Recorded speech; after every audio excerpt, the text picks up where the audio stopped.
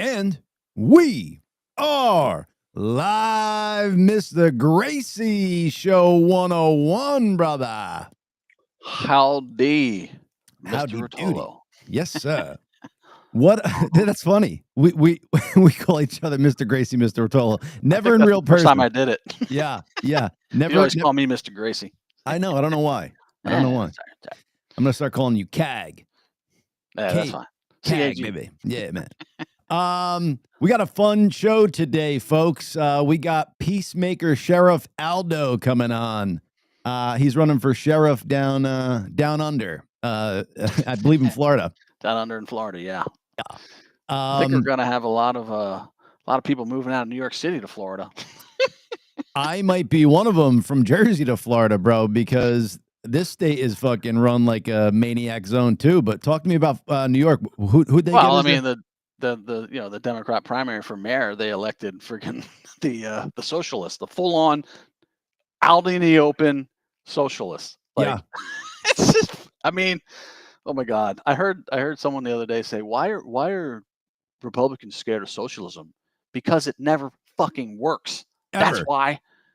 And they've been told in their little stupid brains and by their stupid college professors that, oh no, it just hasn't been tried the right way yet. Yeah. Okay. Yeah. It's called human nature. And I'm not sorry. Socialism provides for the elites to gather all the power and all the money. Yep. And that's what happens. And every time. It's happened every time.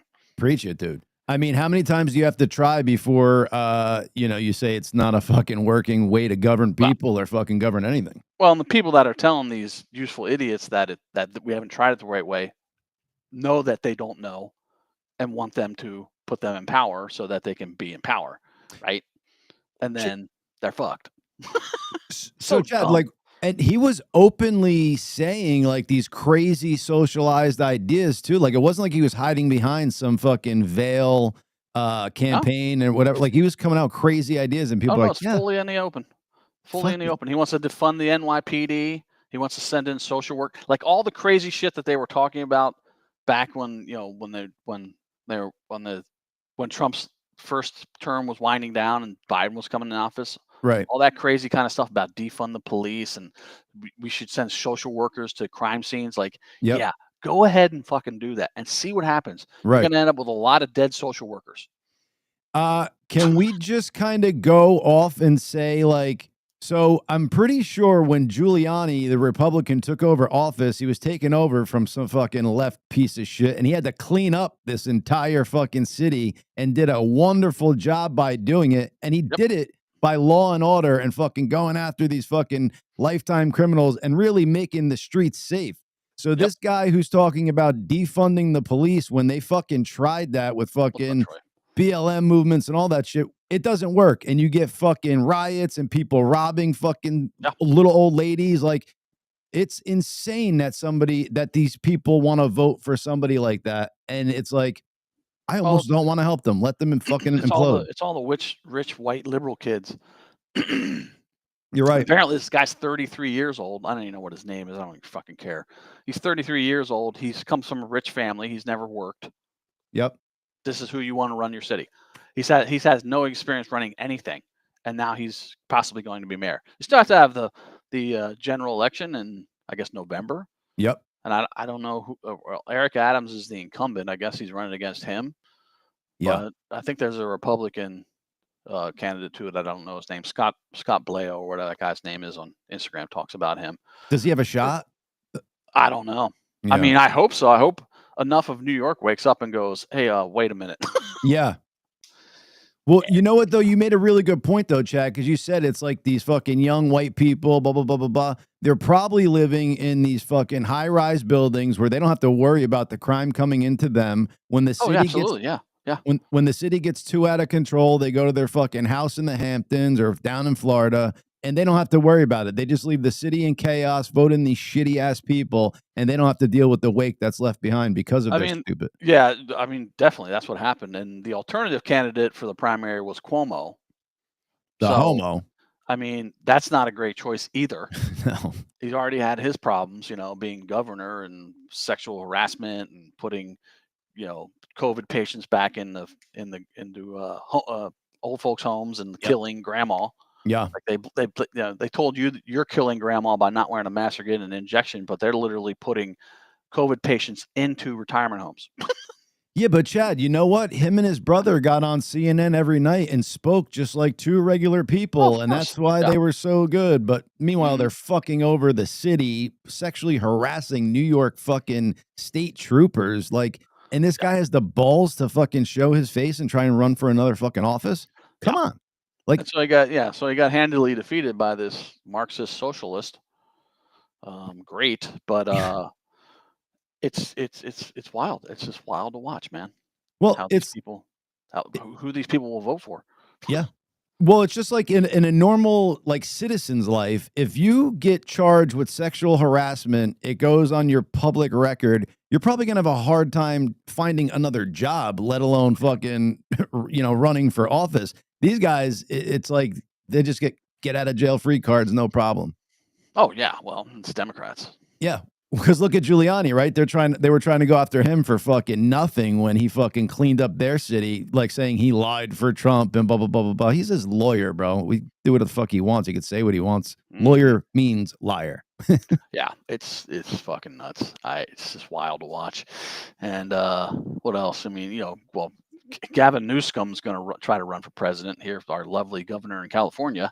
Just take a look at our California streets in general, not Orange County per se, because it's still a little red here, and there's law and order, and police bust people for shoplifting, and there's a little homeless, but not as bad. Go look at L.A. Yeah. Just go fucking look at L.A. Yep. It's run by Karen Bass, and Newsom is the governor. So last week I said that Newsom sued Trump for $750 million. No, he sued Fox. He sued Fox because do you remember when the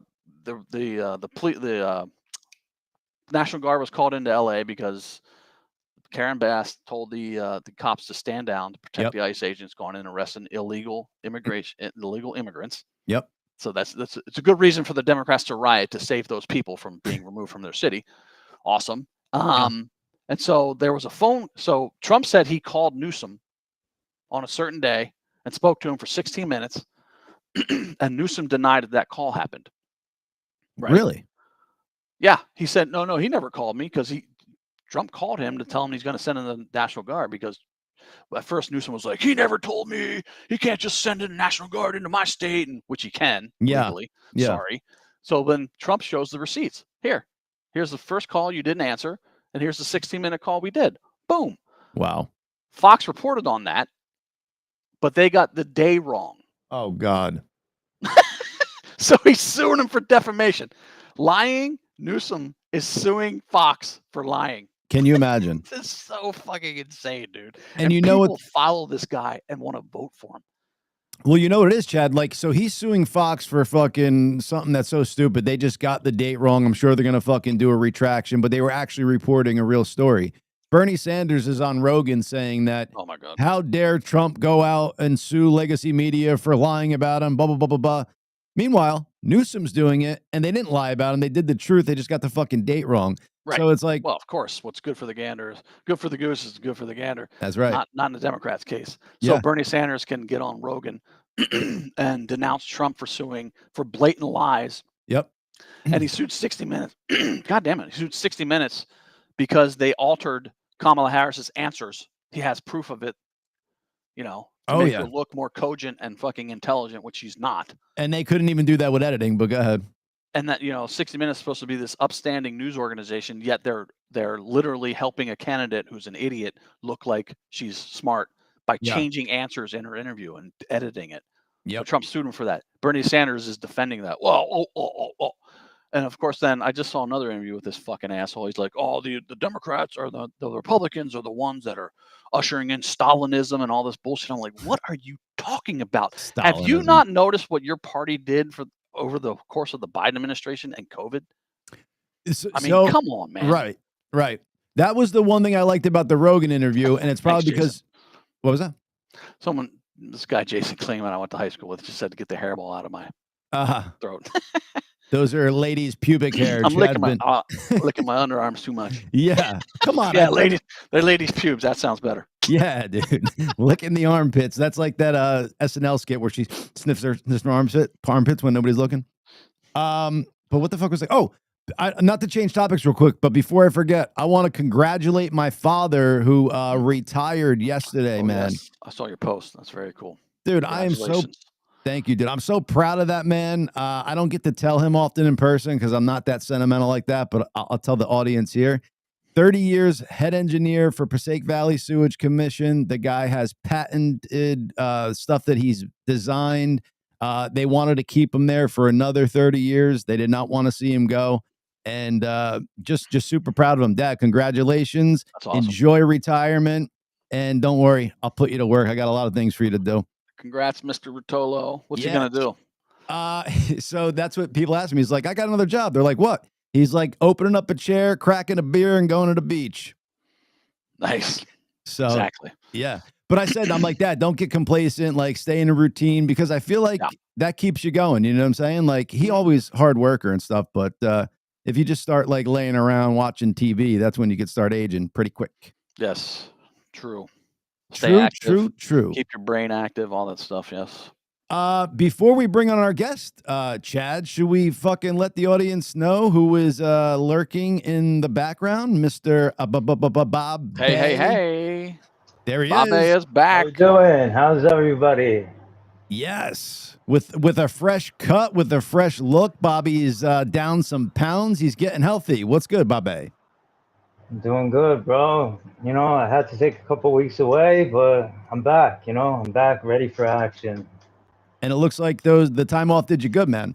Did. Have you been staying in tune with the world, man? Or is the world safer since you took the little vacay? I would say yes. Yes. We're heading towards a better direction, that's for sure. Iran's nuclear program bombed back to the Stone Age. Yeah, I agree. Let's go. And then they had to do a little retaliation, but it's all for show, Yeah. Oh yeah. Yeah, and Trump knew they were going to do that, and he let them do it. I mean, he let them retaliate against, some bases when he took out Soleimani back in his first term. He was like, yeah, go ahead, you can retaliate, save some face, so you look fucking cool to everybody. Launch some rockets. Great. But now the UN is saying that we're having a peaceful solution, so let's see how it goes. So I thought that when Israel bombs Iran, Iran retaliates, then fucking they go to negotiate the ceasefire with Trump, and after that there was still some rockets launched from I think both sides, and that pissed Trump off. Yeah. But then I think once he took out Iran's nuclear program, they didn't make a peep after that. I think that was end all of the game. No, he took out the B-2s bombed the Fordo and the other base, and then he brokered the ceasefire, but then they violated it, but then they reestablished it. So I think it's on right now, the ceasefire. Yeah, ceasefire is definitely on now. Yeah. But hey, man, just so we're all well aware, if anybody was okay with Iran gaining nuclear weapons, then you're fucking sorely mistaken and should go back to sleep. The left went from Ukraine flag, trans flag, Mexican flag, Palestinian flag to the Iranian flag. This is how and they call us the cult. They're like, no, whatever flag they tell me to wave, I'm going to wave. Oh! Exactly. You got a blue tongue. I know. I'm methylene blue today. Yeah, baby. You were blowing that Smurf. I love it. Bobby, but I just want to bring you on real quick. Say hello and goodbye to the audience. I want to get on our guest, and we'll come back before we go. Peace in the Middle East. Nice seeing everybody. Bobby, let's go. Yeah, young Bobby. He's young now, Chad. We could. He re-younged. Yeah. He's been using whatever you got going on. You got some glowing skin going there, sir. What are you doing? Oh, I'm using this nice product here. Let's see. Face cream. Let's see. Yeah. I like it. Check it out. If you're on TikTok, it's in my TikTok shop. Sweet. And what is your TikTok handle, bro? So people. Chad Gracey Live on TikTok. Yeah. Baby. Chad Gracey Live. Doing some cool shit over there, peeps. He's got lives going on. He's letting you inside his life a bit. So Yeah.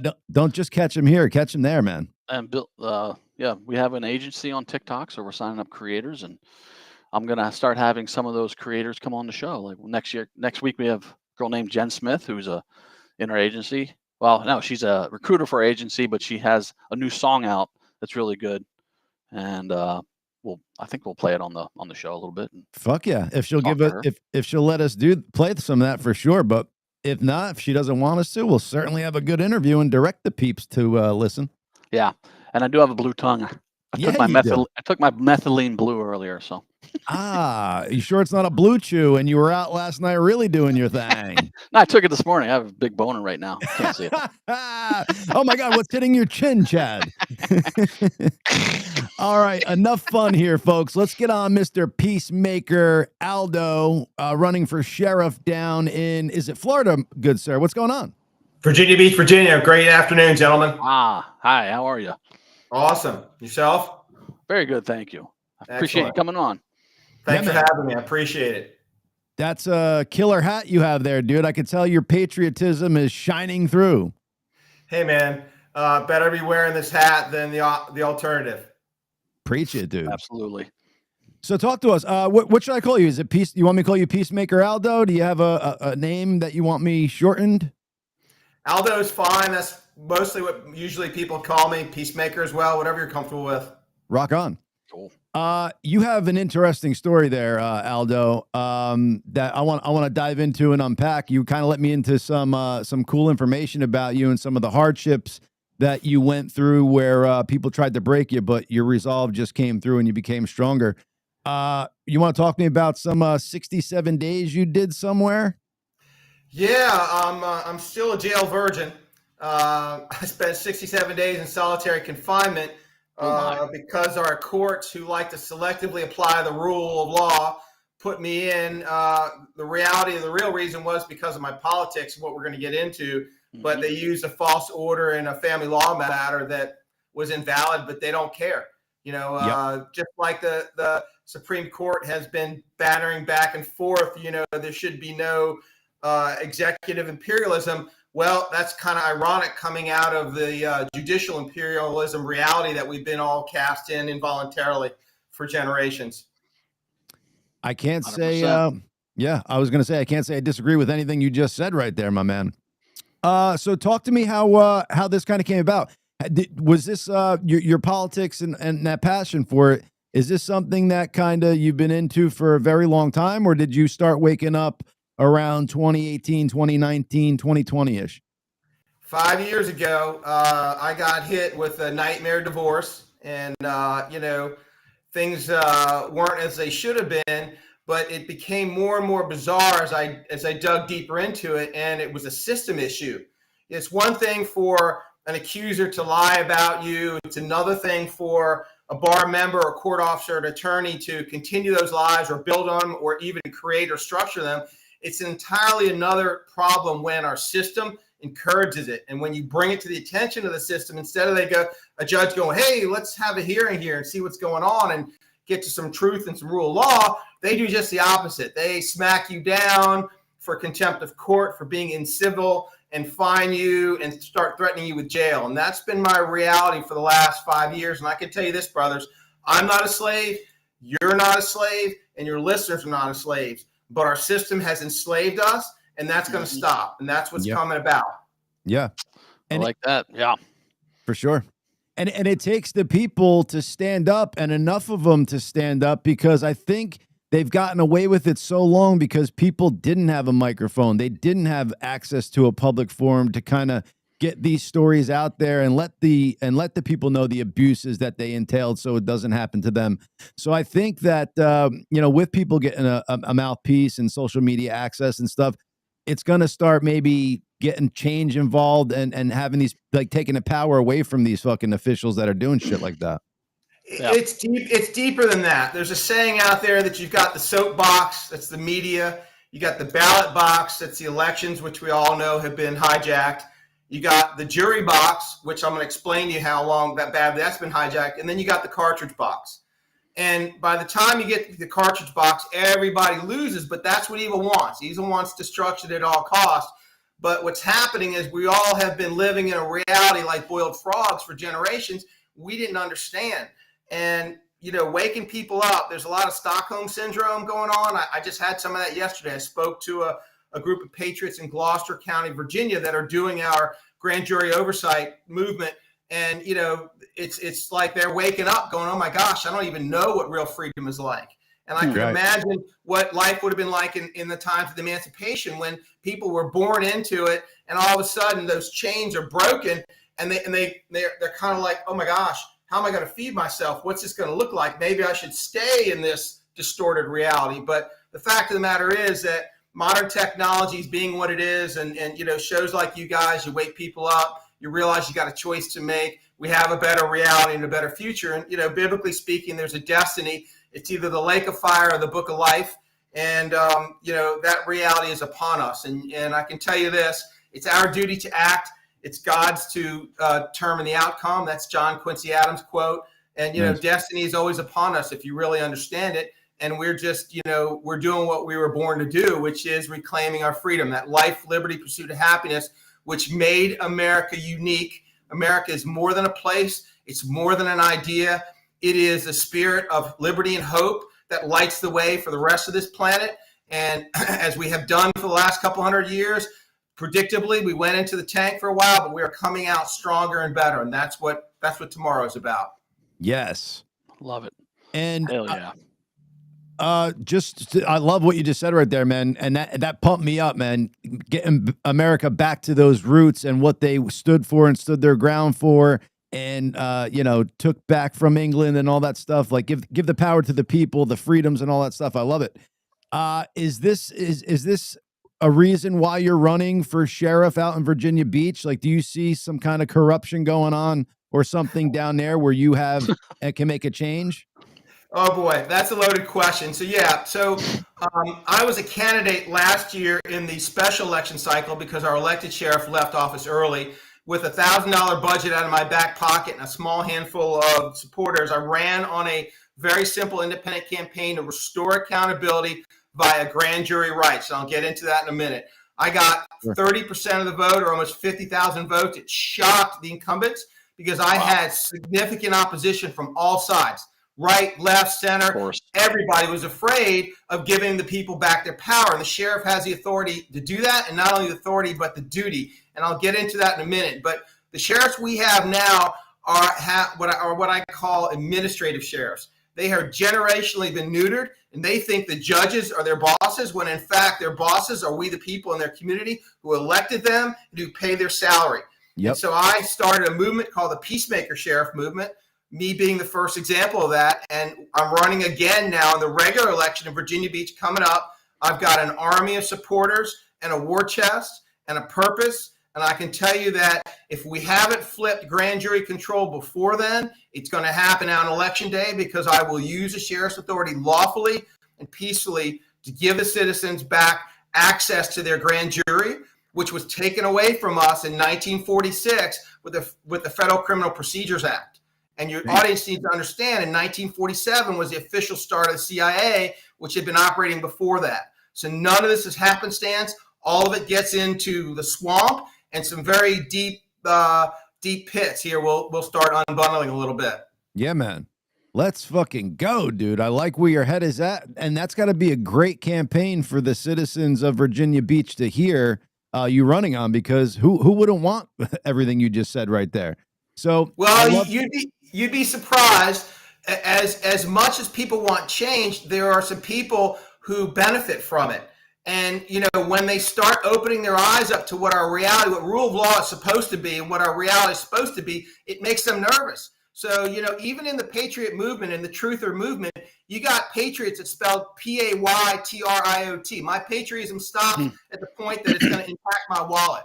And for many men, you understand this, you're men, your function in this world and what you do to earn an income and you provide that protection and for your family defines your ego. And you start looking in the mirror and start wondering about stuff, it gets deep quick. Very, very true, dude. Absolutely. Do you feel kind of men have been kind of neutered in society and kind of roles have been changing? And like, is that a good thing for society? Like, I think, like, I'm not talking about getting back to the 40s and stuff where fucking husbands were beating their wives and stuff, but just it seems like the roles have kind of been mixed here in America, and it seems to create kind of confusion and maybe like troublesomes like somewhere in the world. And it makes men who are kind of, you know, manly feel like they should kind of cowtail and bring on some more feminine qualities.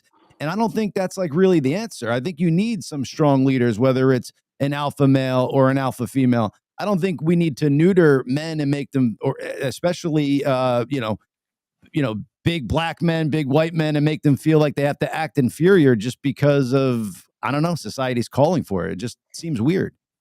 No, you're right. Joe Rogan's got a famous saying or quote. I don't want to mess it up, but we go through cycles. You know, Yes. and hard times produce, hard men. Good times produce soft, and we go through these cycles. And humanity, we learn at the extremes. When you're stuck in the middle, life can be kind of easy and we bounce around. And then you get to the extremes, you go, oh no, this is not too good, or we went too far the other way. So, you're very right. We don't want to get back to, hey, beat my wife today. Let's boast about that. It's never right for either of the genders to pick on one another. But the battle of sexes is very real. It started in the garden, brother, and it goes to the end of the story, and that's okay. It keeps life interesting. I'm a man of deep spirit, and I often ask God, it's like, what are you doing, God? What's going on here? Help me understand the deeper purpose. So, things have gotten out of whack. We see it for what it is. We're coming back. We don't want to go too far the other way. We have a destiny, again, book of life. That's where we're headed. Revelation 20, God sent an angel with a chain and a key, and he bound the devil, the deceiver, and he cast him to the bottomless pit for 1,000 years. That has occurred. That's where we're at, and that's where we're headed, to a glorious time here. How far are we into those 1,000 years? Hard to say. I don't think God in eternity marks time on definitive days. Sure. I just see a turning point that occurred. And I see it more and more. It becomes more and more clear. And I tell people the evil that we still see around is legacy evil. It's got no backing.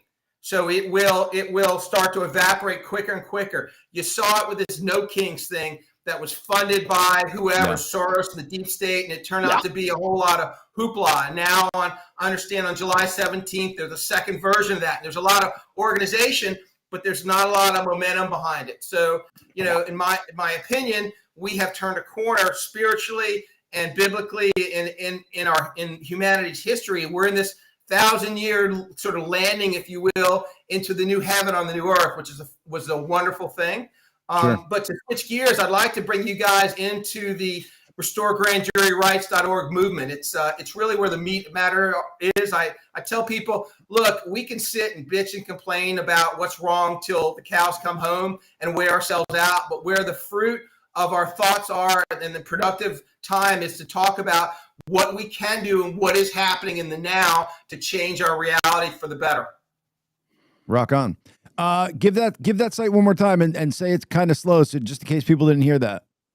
So that's RestoreGrandJuryRights.org, and that site is linked to the PeaceMaker movement site, as well as the JusticeForRoland.org site. And I will take you on a tour of all three of them, however you wish. Sure. Well, I was going to say, why don't you start where whichever one you want and kind of lead us through, man. Well, Chad, you're awfully quiet there. Can you give me a little insight to what's going on in your head? Oh, I'm full on with this. I was going to bring up the fact that it's been the left has, made a concerted effort to demasculize men over the past probably decades, and it was all an effort, I think, to gain control, more and more control. You take the masculinity out of men, they're more easy to control. Yeah. So I'm right with you on this. I think a lot of what you're talking about comes from the left. There's people on the right that do it too, but a lot of it comes from the left.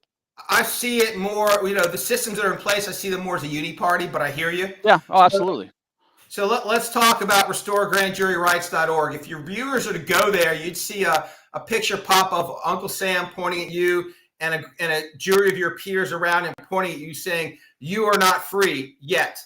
And that is the truth, because we have a grand jury system that's been hijacked.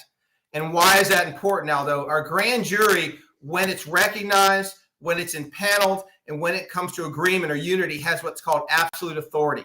That grand jury can indict any bad actor, a judge, an elected official, including the sheriff, a private official, a government agent. They can say, hey, you've done something unlawful or bad. We're going to indict you. We want the courts and the prosecutor to look into this and have a regular jury trial. Since 1946, the citizens' right to take such grievance or evidence to our grand jury in our communities was taken away. And they put in the middle of that, they put the government attorneys. So now they have a gatekeeper. So you can't get evidence of government corruption in front of the grand jury to do anything about it. And I'm an engineer like your dad, J-Ro. I have 6+ patents. The way my mind works is I take things apart, figure out how to make them better. 5 years ago, when my nightmare came upon me, and even the attorneys that I hired to represent me were playing this billing game. They weren't really bringing the whole truth to the court, And I said, what the heck's going on here? This is just a milk fest, and that's all it really is. And what I realized, the engineer in me, the engineer in me said, well, how do you change this? How do you fix this system? And the reality is it's our grand jury, and the way to fix it is through grand jury oversight. So back in 1992, Justice Scalia, God rest his soul, issued a ruling in a case called the Williams case.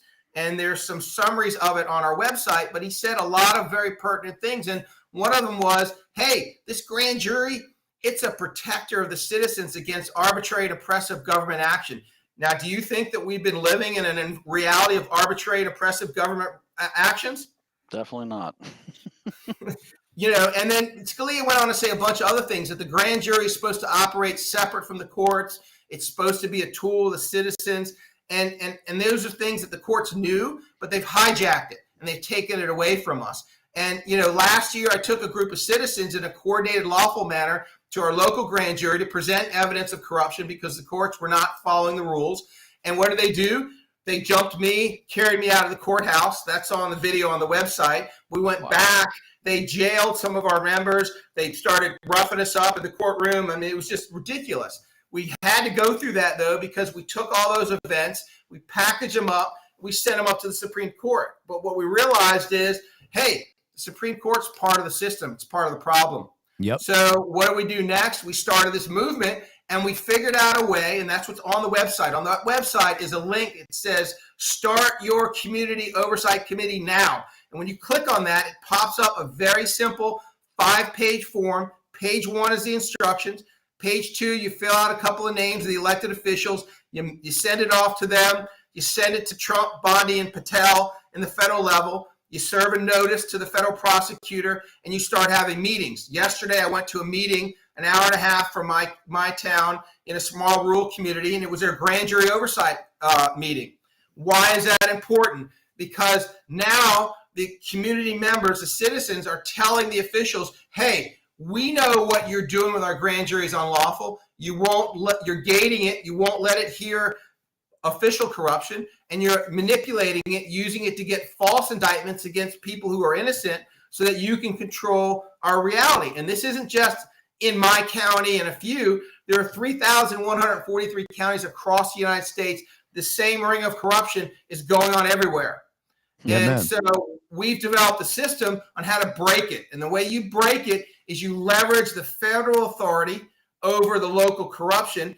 And the way history has taught us, not just through the Revolutionary War and through sociology, but when just 3 to 5% of the citizens act in an impassioned, coordinated manner as patriots with truth on their side, America transforms. And that's what's going on here. We now have activity in 14 counties across 7 states of the United States. The second county was Palm Beach County, which is Trump's home county. And there's a shitstorm going on there now. And we're talking to 24 counties in total, trying to get them up to speed.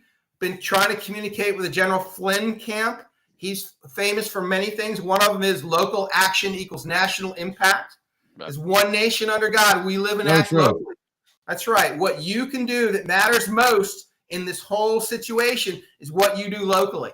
Yeah. So there's a method there that I encourage your viewers to check out, to consider, to engage, to email me and look at it. And then that is linked to the PeaceMaker Sherrif movement, because the help of a cooperative sheriff authority is what you need. It also solidifies things. Yeah. And then the last part I mentioned to you before was justice for Roland. Roland Hill was an African-American Eagle Scout. PeaceMaker Aldo, 1 second. I want to play that video for you real quick, if you don't mind. The video of you getting arrested, just to show the audience, and then we'll hop back in right here. I don't want to get too far from it. Go for it. Bobby, you got that up? There we go. The young Bobby on the move here, folks. He's going to play the video of PeaceMaker Aldo getting arrested. I thought he was ready, but this is how we do on this show. There we go. Yes. Sir, I have a presentment for the grand jury. This is a public forum. You have a duty. You have authority over this judge. Please do not touch me. Please do not touch me. Don't touch me. Please do not touch me. I have a right to be here. Do not touch me.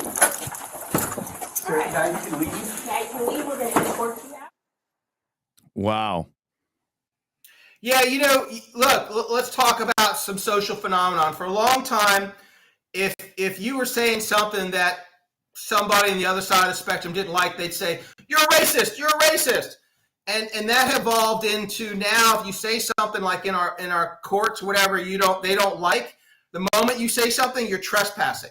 So Before I opened my mouth, I was fine. I was in our public courthouse doing what I'm supposed to be doing. The moment I say something they don't like, you're trespassing.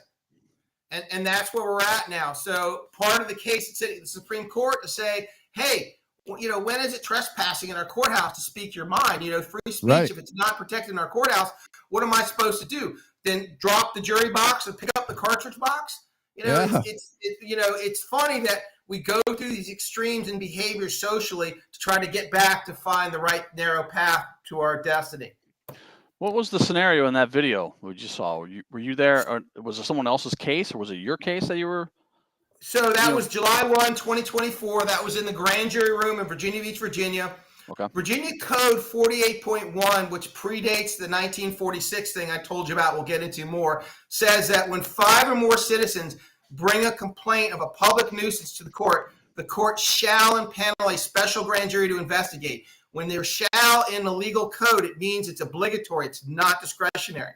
We did that about the bar members lying in our courts in a coordinated manner, not just in my case, but in other cases that became apparent. And we had the 5 citizens. The courts, all the judges recused themselves, which was unheard of. It went up to the Supreme Court of Virginia. The Supreme Court of Virginia designates a retired judge. Just like the mafia sends in a cleaner to clean up their mess, the retired judge is a cleaner. The retired judge holds these hearings. I'm sitting in there myself with the supporters arguing against the assistant attorney general and a bunch of other bar member suits that were being paid for on our tax dollars. We have this hearing, arguments back and forth about the constitutionality. You've got a right, as a constitution, as a person recognized by the Constitution, to have your grievances redressed. The judge goes away. 2 weeks later, issues a ruling, dismisses the matter because I'm not a bar member. And I'm like, what the heck?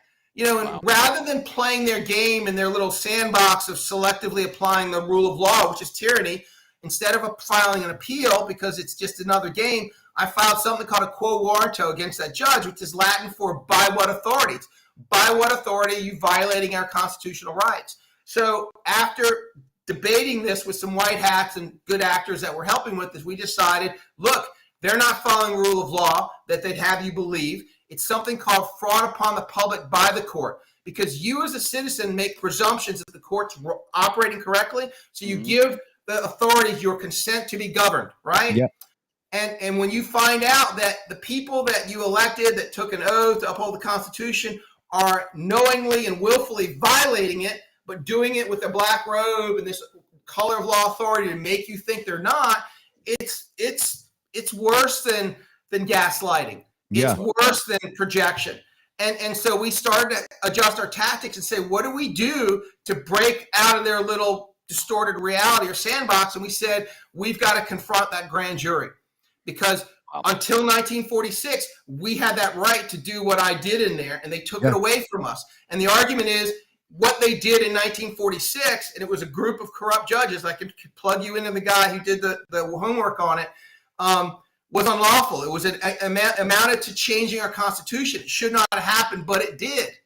And so here we are today with this complex machinery of these three branches of government that are supposed to check and balance one another. And then we, the people, our grand jury authority has been taken away from us. So as a machine, J-Ro, as a machine, your father would say, that machine don't work. It's broken. The feedback mechanism was intentionally broken. So the machine's doing all this crazy stuff, and it's not going to change. It doesn't matter whether you vote left or right.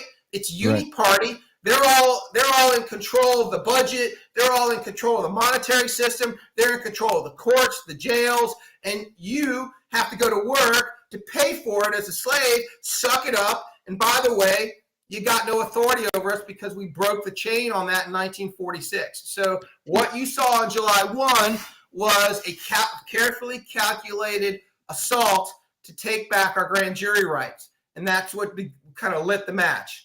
So, Aldo, I think just to kind of bring back the full circle to where we're talking about the neutering of men, I think this is why they want to neuter the men, because they don't want strong men like yourself actually standing up for the people, using their brain and doing shit the right way. Because when that happens, change happens, and it could get scary for these people who like to lurk in the shadows and try to do control. So I think that's where that whole thing trying to neuter strong people, I don't even want to say just men, but strong people comes into the pipeline. Is because they don't want us being able to stand up for ourselves. They'd rather us go through sheepily and being led idly and just kind of going about our day. And hey, they got it under control. Who are we to say anything and step in and actually have our freedoms that are inherently, supposedly available to us? Now look, at the end of the day, it's a biblical battle. It's been going on forever. It will go on until God changes that, which is what's coming with the new heaven on the new earth. He's already, as I said earlier, he's already chained and bound and cast evil. So as I said, the evil that's there is residual. It's left over and it's shrinking quickly. But you're right. Evil uses many tactics. We talked about gaslighting and projection. It overwhelms the senses. It neuters the spirit, if you will. You talk about, neutering what real men. It's really a spirit. A spirit of being willing to know who you are, and what are you willing to claim that? What are you willing to lose everything to be who you were meant to be, or are you willing to bend a knee? And as I said before, I'm not a slave, you're not a slave, your listeners are not slaves. We have to stand up lawfully, peacefully, and persistently, and the means to do it is on that website, restoregrandjuryrights.org. And history has told us we get to 3% of people acting in a coordinated manner, America transforms. That's 100 counties. That's 100 counties. That's all it is. That's not a lot. We could be there next week. And here's the thing. Here's the other thing. Evil uses the tactics of distraction. There's a saying out there that says all evil needs good people to do nothing.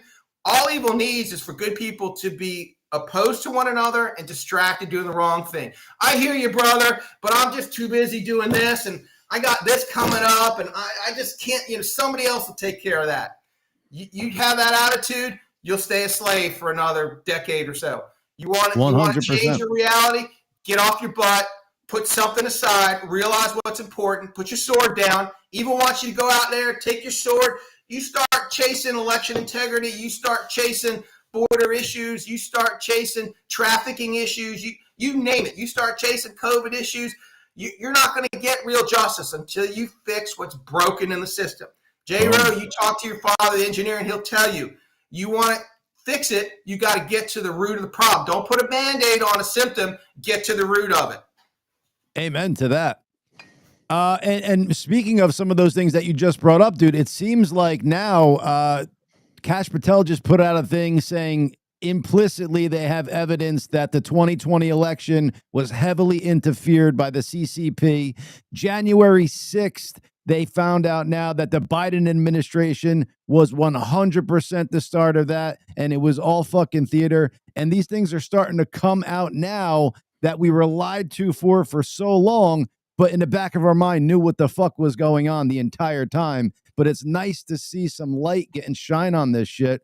And the fact that good, because I was getting lost, dude, for a long time. I'm like, does good always outwin and fucking beat evil? And I was getting real kind of scared for a little bit, but I'm starting to get back to know that good always conquers evil. It might take some time, but we're getting there.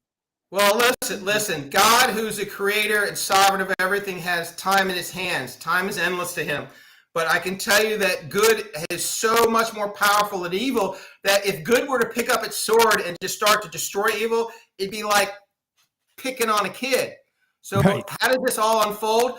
And I've learned this recently. Good just watches evil destroy itself, which is we've seen a lot of happening. And then all of a sudden, at the right moment, it just kind of kicks it over the edge and then takes the remnant and moves forward on our journey and our destiny. But I'm going to tell you this about Mr. Patel and Miss Bondi and our respected President Trump. They've been getting these documents from this website, that 5-page thing I told you. They've been getting the notices. They need to get in the game. They need to do their work, and they are. And here's the part of the problem. The FBI, the DOJ, even the executive branch, they are so large that they've got good and bad within them fighting one another. That happened before Trump stepped in, and it's still going on. I think Trump is being gated by bar members. And I think what's being fed to him has been distorted. And if he could see some more truth, he'd be like, let's go deal with this now. Because when you think about things tactically and strategically, getting back to the root, you can keep fighting all these problems in the system. But if you want to change the reality, you got to change the root of it. And the root of it gets back to re-empowering we the people at the local level. Because bad actors, people who do bad, do it because they believe they're going to get away, because they believe if they get caught, they get a slap on the wrist. I know the right attorney to hire. He knows the right judge. Don't worry about it. That's been our reality. That's been normalized. We have to flip a switch on that. Much like Jesus flipping the tables over, the money changers, we have to flip a switch in our reality that says, no, truth matters. And we're going to stand up for it. And we're going to walk the path of what truth tells us. The problem is the transition between where we're stuck in this reality deception to flipping the switch. If Jesus doesn't come back and flip the table, we need to do it this way by restoring power back to the people, because bad actors, whether they go to the state capitol or to DC, they live in a county somewhere.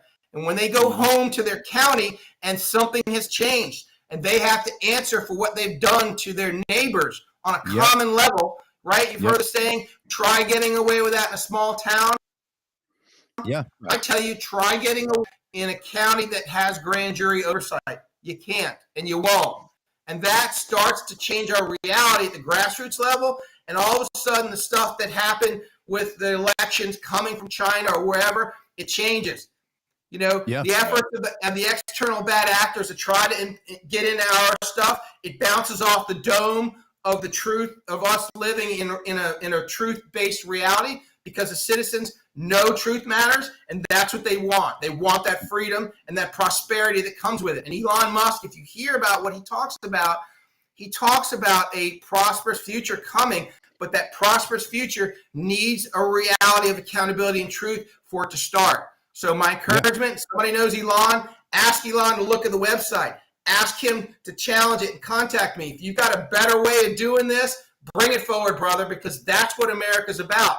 Let's get it done. Let's get it figured out, and let's move on, and let's show everybody else what life, liberty, and the pursuit of happiness is really about. Let's go. And for all those voters out there that are like thinking like their vote doesn't count because, national elections are so huge and all that stuff, like Aldo saying, start at your local level. That's where your votes really count. Of course, they count in national elections and stuff like that, but you could do your grassroots campaign, go out and campaign for whatever candidate you believe, and make that change on the local level that will trickle up upstream, and you'll realize that your vote does count, and you can make change, and you can do it from the local level where you should start, and it just goes out like you're saying. I love that. I love that idea, because there were so many times where I was guilty of this myself. I was a registered Democrat when I first started voting, just kind of how I fell into things. And when a national election would come up, whether I knew the candidates or not for the local levels, I was just voting Democrat, just because, that was my party. And then as I started to get older and start realizing the people in your local level really fucking matter, then I started to, if I didn't know what the candidate was about, I didn't vote at that particular moment, because I'm not just going to throw my vote out there and back somebody who I don't know what their campaign is and all that. Tip O'Neill said all politics is local. as I said before, is one nation under God. We live and act locally. You have an impact locally. That's where it starts. And I'll give you one better, okay? There's problems in the local election system. They do things at the election board. We have it in Virginia and otherwise where they try to keep people off the ballot. But there's, in most places, in Virginia as well, there's a write-in option.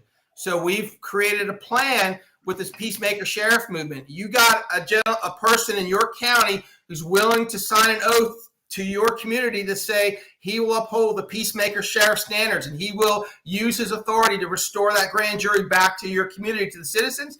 We will endorse him, and you can start a write-in campaign.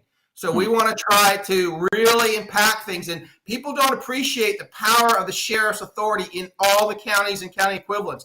There was a case, the Prince case in 95 or 97. This gets back to Sheriff Mack, where there was some bad stuff going on in his county, and I think it was Arizona, and he stood his ground, and he got a couple of the sheriffs around him to stand their ground. It turned into a lawsuit, and it went to the Supreme Court of the United States back after the Williams case. And what the Supreme Court said is, yeah, by the Constitution of the states, the sheriff is the highest law enforcement officer in every county, and he's a constitutional officer. He has a duty to help protect your constitutional rights. Wow. And that's part of what the grand jury is all about, right? So real quick question, Aldo, just because I don't want to forget this. So is the sheriff the only like law enforcement person that is actually elected? Like because it kind of seems that way. Like I don't know any other law enforcement that is elected. Yeah, and here's what's wicked and evil. Okay, everybody knows what the police is, but the police are policy officers and they're appointed.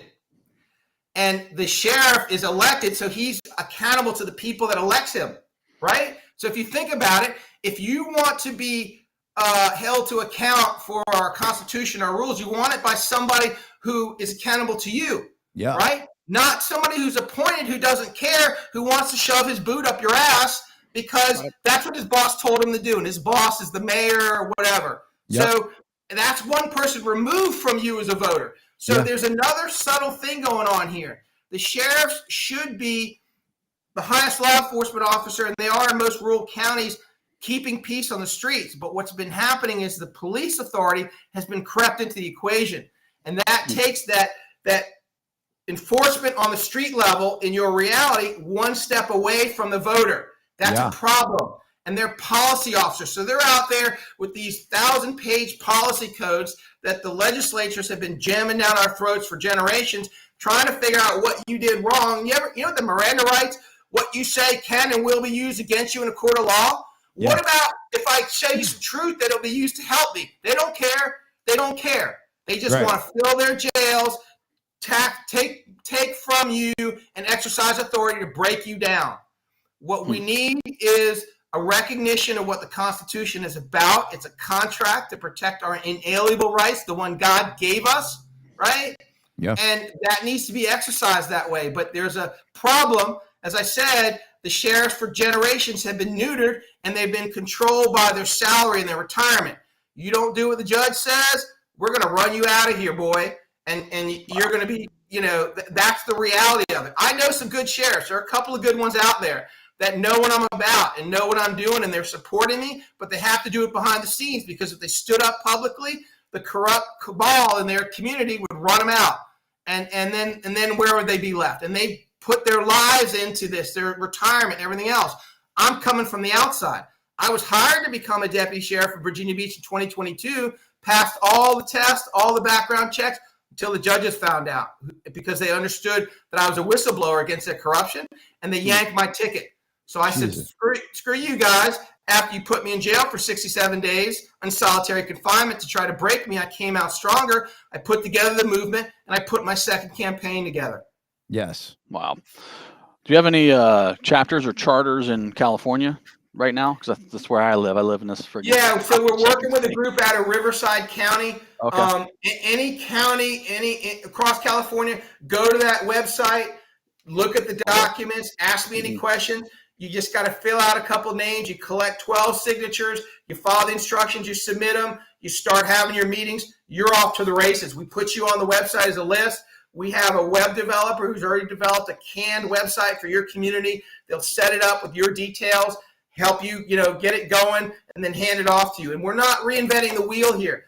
Don't think for a minute that what I'm doing is inventing the wheel. I'm just saying, hey guys, that's the wheel was stopped intentionally in 46. Let's get it going again.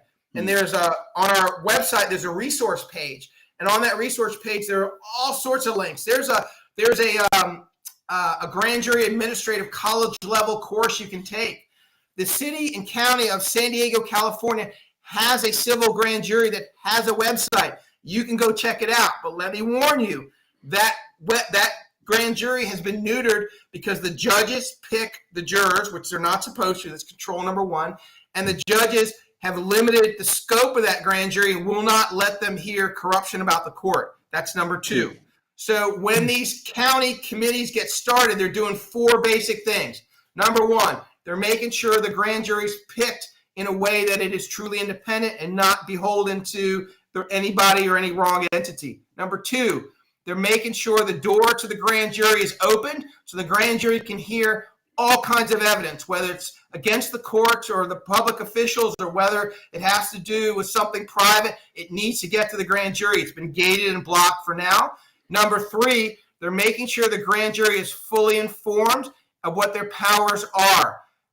And that's being held back now. There's a book that talks about this called The People's Panel. And the last thing that they're doing is they're making sure that grand jury has the resources to do its job. The grand jury is usually a panel of your neighbors. It could be a day laborer, a contractor, a nurse, a school teacher, and then they're handed this information that has to do with codes and legal stuff. They don't know what's going on, and they're asking questions. And then what's happening is the judges and the prosecutors are telling them, feed them their line of what they want, and that's how the grand jury gets manipulated. Yep. So you need to make sure by proper oversight, they're getting some independent feedback, but they're also told, did you know, Mr. Grand Juror, that if you want to have the sheriff bring somebody here to answer your questions, he can do that for you? You just have to tell him to do it. Did the judge tell you that you had that power? Did you know, Mr. Grand Jury Foreman, that if you need some documents to verify what you were told here and you want to do a further investigation, you can do that? Did the judge tell you can do that?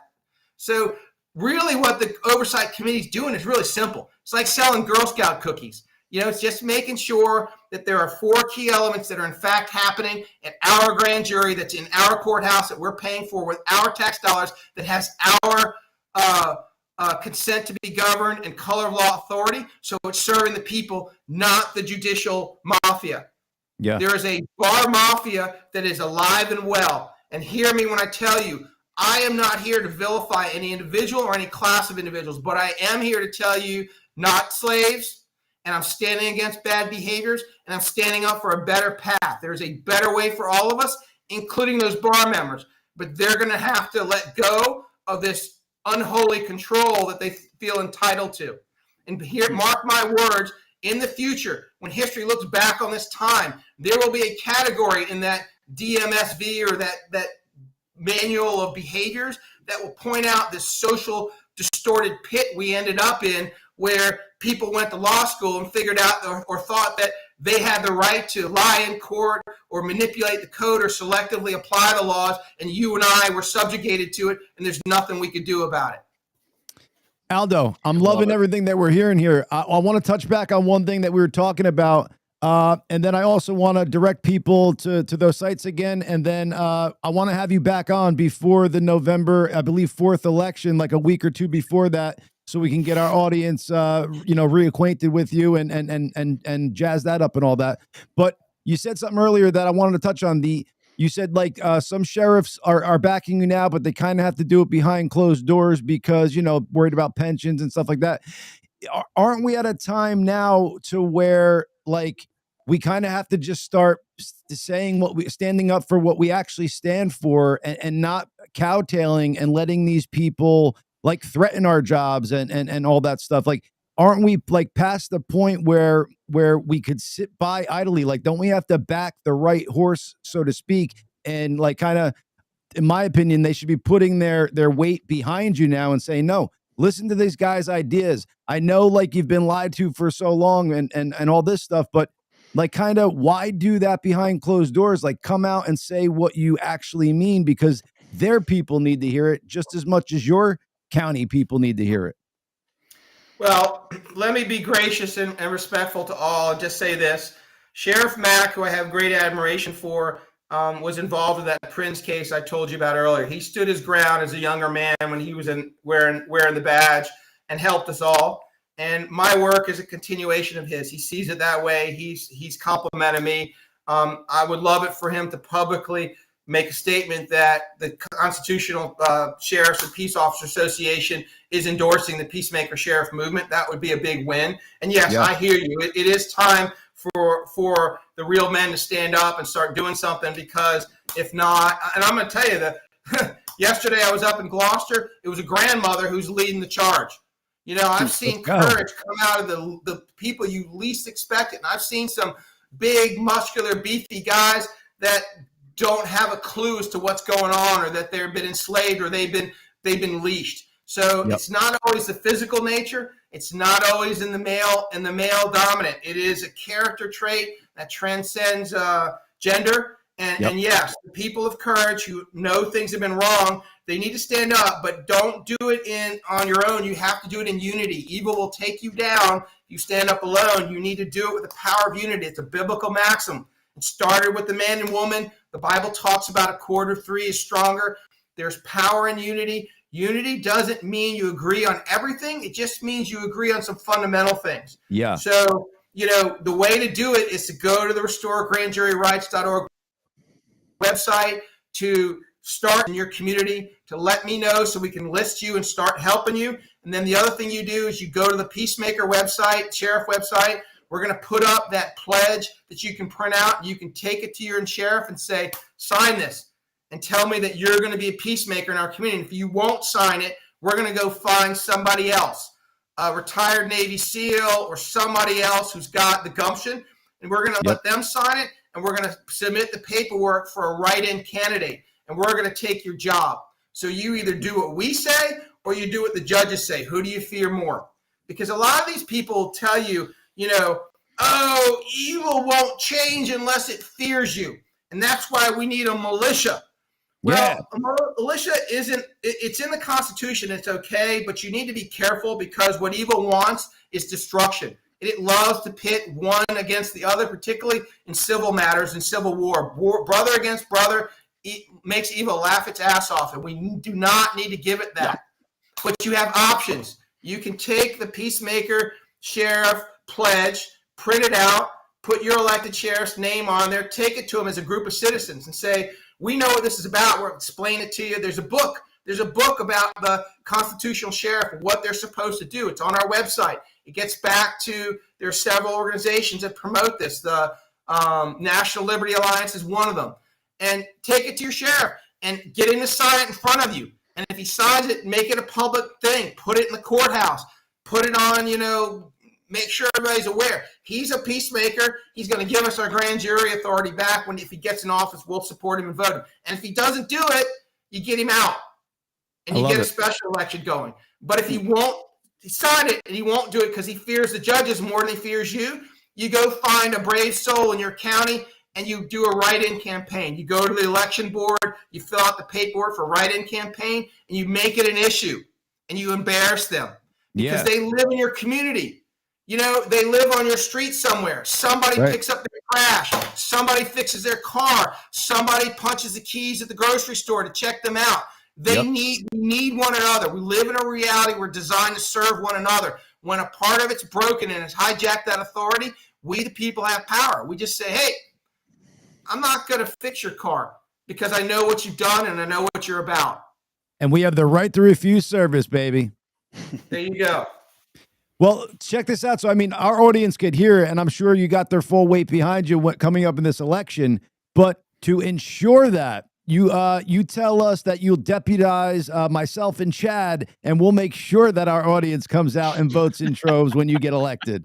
Well, look, I can send you an honorary badge because you're not in my county, but we're going to be deputizing some Navy SEALs. I live in Virginia Beach, Virginia. This is home to the SEAL teams on the East Coast. Yep. There are a bunch of them that already support me. They know what this is about. My hat's off to them. They went to foreign shores to fight for the freedoms that we have been taken away from us locally. And believe me when I tell you, These guys, when they come home and they know what's going on in their sheriff's authority, they are hot mad because they're like, I put my life on the line in conditions you can't imagine to come home and then to have these guys play these games in my courthouse. No, I'm not sitting for that. And they get upset. And I tell them, look, this is the way to do it, brother. We take back the authority, we deputize you guys, and we straighten it out the lawful, peaceful way. Nobody needs to get hurt. No laws need to get broken. But that's what's going on. So yes, the sheriff has a unique authority in the law enforcement arena to deputize the citizens. So if the sheriff deputizes a group of patriot citizens that act lawfully, you got something strong going on there. Yes, sir. That's a good thing. So, I talk to the militia guys a lot. I know them. They know me. And I just caution them. I said, look, guys, be careful because what evil wants is to cause some destruction. We're looking at deputizing patriots that want, to see things get better and to live in this reality of truth. And that's the path we're on here. So there's a lot going on. I'd encourage your viewers. And you're right, J-Ro, you can get to a point where you start to doubt our reality and say, does truth really matter? Is good really the victor? Because, boy, it seems kind of odd and upside down, but it's changing. That, as I told you, that angel was sent. Evil was bound. We're in this 1,000-year landing zone into the new heaven on the new earth, and it's going to be a glorious thing, brother.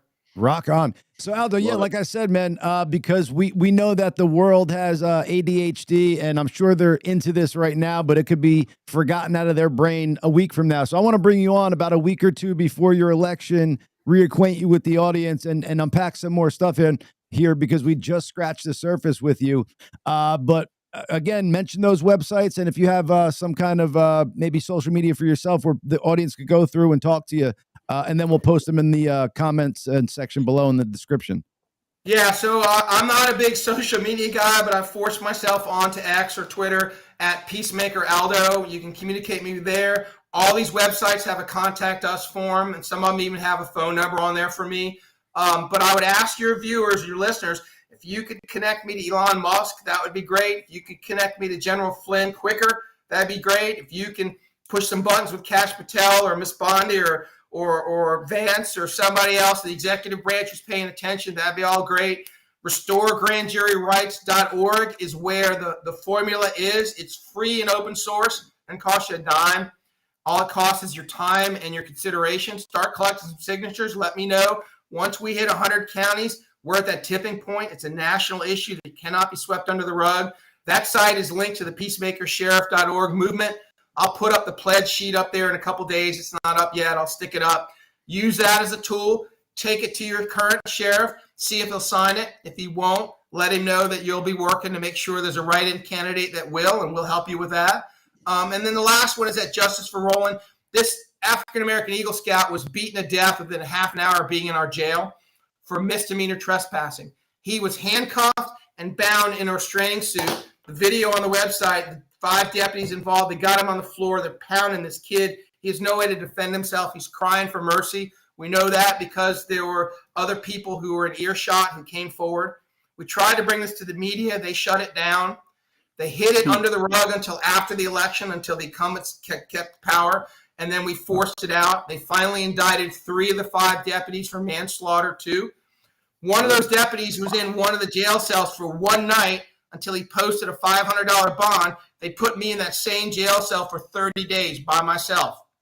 So, there's everybody knows George Floyd and what happened in the disaster there. There are hundreds and hundreds and hundreds of cases that are much worse. This kid was known to have a good heart. He was a hard worker. Misdemeanor trespassing, not on drugs, handcuffed and bound in a restraining suit on the floor, couldn't hurt a fly. 5 deputies on top of him, pounding the life out of him. And Aldo, this was just, he was arrested for it. He wasn't even tried for the misdemeanor trespassing at this point. He was just arrested at that time for the supposed crime. He was arrested and taken to the jail in a half an hour, beaten to death, and sent out to the hospital. The public was told he had a medical emergency, and they quietly dropped his charges. Insane. I mean, the website's up, justiceforroland.org. Go look at it. If it doesn't light your fire and tell you this is bullshit, I don't know what will. Mm-hmm.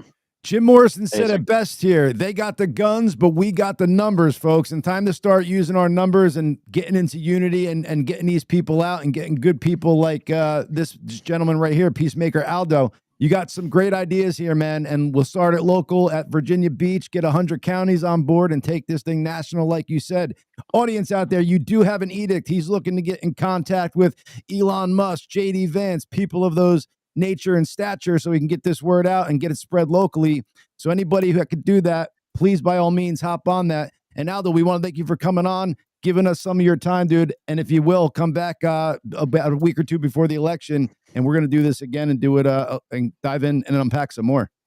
Anytime, gentlemen. I hope it's a great show for you and your viewers. I seek to serve others and to, you know, and look, it's virtue and honor. You know, that's what it's about. Yeah. Aldo, thank you so much. I really appreciate it. Sorry I was a little quiet. I was just letting you do your thing. I'm 100% on board with all this, so I appreciate it. Thank you. Peacemaker Aldo, ladies and gentlemen. Peacemaker Sherrif Aldo, soon to be. Chad, he's a ball of fire, and his ideas are fucking that's a grassroots campaign that I can get on board with. He's what we call a change agent. And he's changing the right thing. So I'm definitely looking into this. I love it. And we just scratched the surface there, but you know, we only got so much time in the show, as we say. I want to bring Bobby on real quick to say goodbye to the audience. Let him wrap up here, and then maybe next week he'll dive into a little bit on how his vacation went and why. Bobby, you want to say goodbye to the audience? I just want to say thank you to the guests. That was awesome. Agreed. Definitely a lot of great information. Great information for everybody to follow and check out. Definitely. Glad to have you back, Bobby. Thank you for being on the ball there, pulling up websites. Keep up the good work, my man. And we'll keep on bringing it. The Gracious Tuesday with the Gracious 2. Bonk, bonk, bonk, bonk, bonk. Thanks, everybody. Good to see you. Please. Yeah, we're good. Keep going. Oh, I said, please like, follow, and subscribe. Yes. Boom. And comment. And comment.